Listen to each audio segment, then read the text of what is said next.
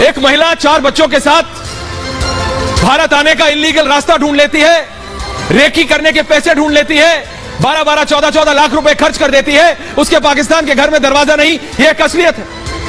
उसको 6 passport, 4 SIM card, यह सब तरीका कौन समझाता है कि पाकिस्तान से नेपाल आओ तो पाकिस्तान वाला तोड़ दो, मिडिल ईस्ट से नेपाल आओ तो मिडिल ईस्ट वाला तोड़ दो, नेपाल से भारत आओ तो नेपाल वाला तोड़ दो। कौन और किस लिए?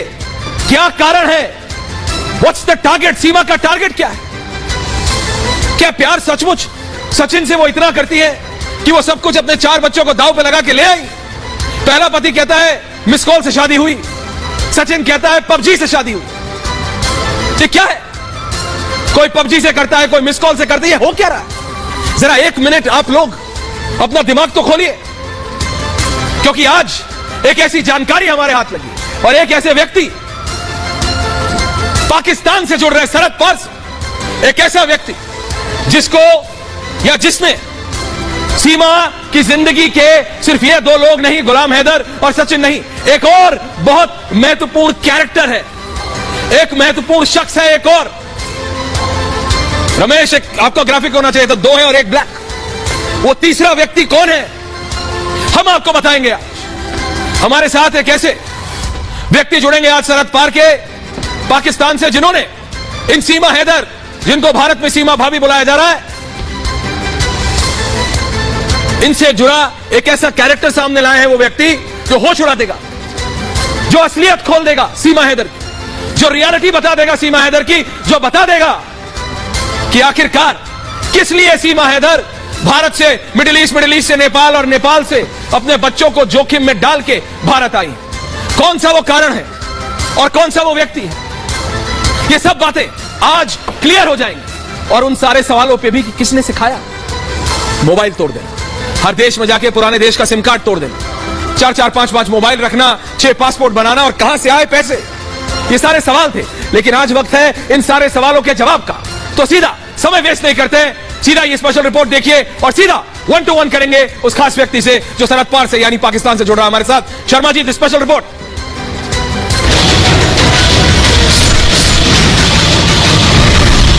सीमा हैदर पाकिस्तान से भारत जिस मंसूबे से आई, अब उसका फांडा फोड़ हो चुका है। ग्रेटर नोएडा के एक वकील की सतर्कता ने सीमा के सारे राज खोल दिए हैं।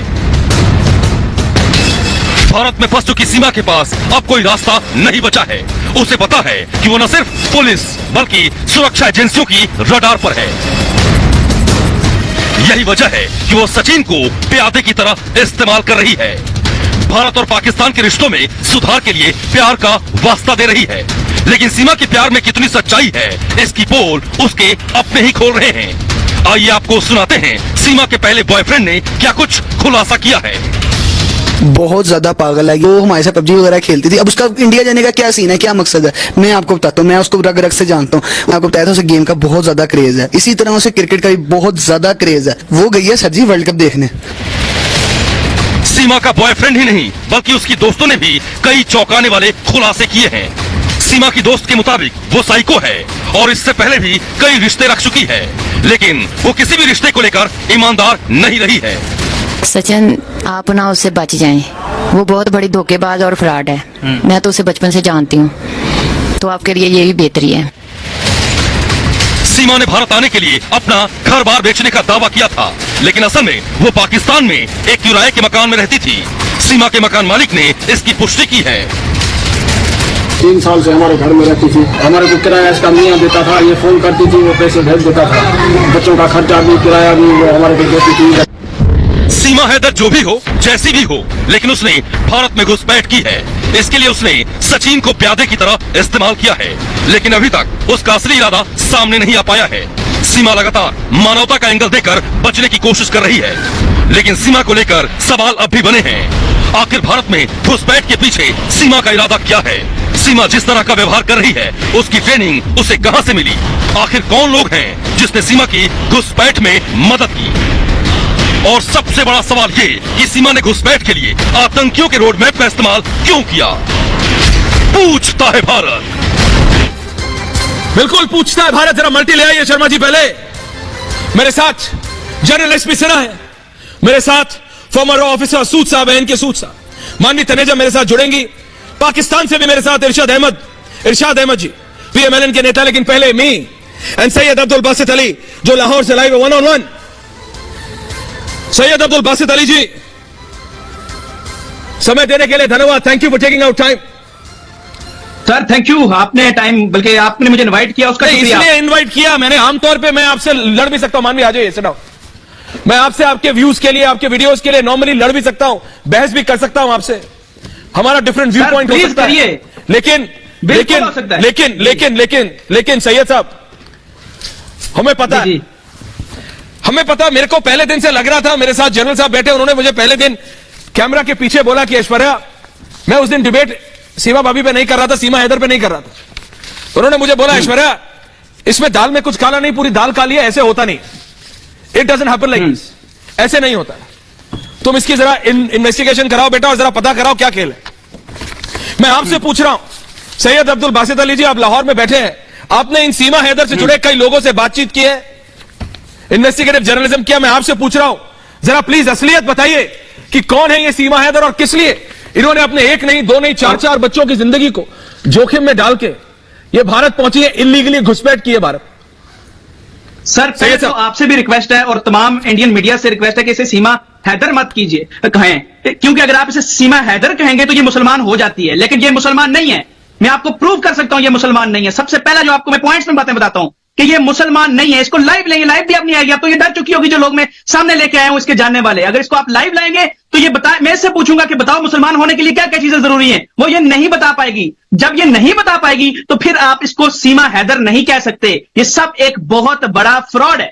दूसरा पॉइंट कि इसके रिलेशंस, अब तो इंडियन मीडिया क्या सब प्रूव कर रहे हैं कि इसके और भी रिलेशंस हैं। इसकी वीडियोस आप इसकी जो इसका सोशल अकाउंट है उस पर जाएं, इसकी और लोगों के साथ वीडियोस आपको नजर आएंगी। ये तो प्रूव हो चुका है। आप जब इसको देखेंगे वहां तो ये और रिलेशन में भी थी। ये अब इसीलिए भागी कि यहां के रिलेशन इसके बहुत ज्यादा एक्सपोज हो चुके थे, इसके इलाकों में, इसकी हर जगह पे। अपने शोहर जो कि गुलाम हैदर, जिसकी कमाई पे ये सारी गेम्स, चीजें, मोबाइल सब ले रही थी, उसके थ्रू मुझे ये बताएं, ये एक लड़की है और पाकिस्तान में भी बहुत सारी लड़कियां हैं, इंडिया में भी बहुत सारी लड़कियां हैं। इतना स्पेशल रास्ता चुनना जो कि नेपाल का रास्ता है, क्या एक आम लड़की के लिए पॉसिबल है? और इंडिया का बॉर्डर क्रॉस करना बच्चों का खेल है, बच्चों फिर पार कर सकते हैं, लड़की नहीं पार कर सकती।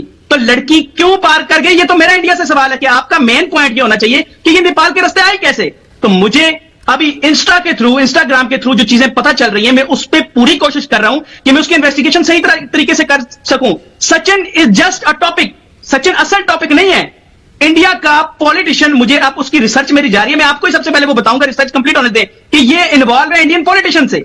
और एक इंडियन पॉलिटिशियन, अब उनका नाम मैं ऐसे नहीं लूंगा, लेकिन इंशाल्लाह बहुत जल्द आपको वो नाम बताऊंगा, जिसके साथ ये नेपाल का रास्ता इसके लिए इजी हुआ पार करना। वरना इंडिया का बॉर्डर, मेरा आपसे सर सवाल है, इंडिया का बॉर्डर पार करना आसान है, और वो भी एक लड़की के लिए। क्या बात कर रहे हैं, क्या बात कर रहे हैं? Is it not, is it general सवाल पॉसिबल नहीं है? नहीं, आप कह रहे हैं, दूसरी बात मैं आपको ये बताऊं कि मैंने एक डॉक्टर, इसी सैयद अब्दुल बासित अली जी की आपके पास जानकारी है, दर्शकों ध्यान दीजिए, ये कह रहे हैं आपके पास जानकारी है कि ये कोई इंडियन पॉलिटिशियंस के साथ कनेक्ट में थी, ये किसी इंडियन पॉलिटिशियन के साथ कनेक्शन में थी, और उसको, क्योंकि नेपाल का बॉर्डर पार करना बिल्कुल आसान नहीं है, ये आप भी जानते हैं और हम भी जानते हैं। ये कराया गया है, पूरे सिस्टम से कराया गया है। कैसे हो गया, क्या हो गया, ये पता नहीं, लेकिन मैं जरा आपसे पूछ रहा हूं, इससे पहले कि मैं अपने स्टूडियो में जाऊं और 2-3 मिनट में, सैयद अब्दुल बासित अली जी, जब आपने एक और ऐसे व्यक्ति से जो जिनका क्लेम है कि वो इसी सीमा हैदर के साथ रिलेशन में थे, आपने उनसे बात की तो उन्होंने क्या बताया, जरा खुल के बता दीजिए।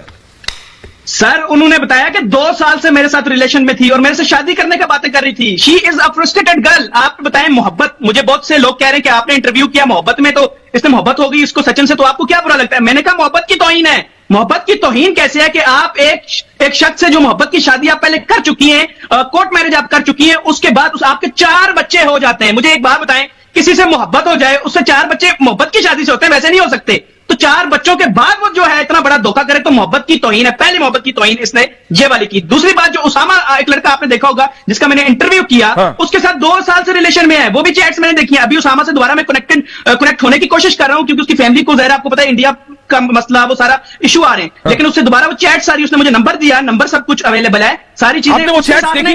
नहीं, आपने वो चैट्स देखी? जी, मैंने खुद देखी। मैं उस पर नेक्स्ट इंशाल्लाह इंटरव्यू चैट्स विद चैट्स करूंगा। उसके साथ आई लव यू तो पता नहीं क्या क्या, मैं आपको बता नहीं सकता कैसे रिलेशन है इसके। खाली उसके साथ नहीं, 3 से 4 और लोगों के साथ मुझे मिले। वाह। आपको बताऊं कि ये, और इसकी सारी वजह क्या है भाईजान? सारी वजह ये है कि इसके शोहर कैसे दूर होना, और ये मोबाइल पर्सनल हो सकता है। मेरे को पर्सनल किसी के, मेरे को उनके पर्सनल लाइफस्टाइल, पर्सनल, मेरे को कोई इशू ना, मैं कोई सवाल ही नहीं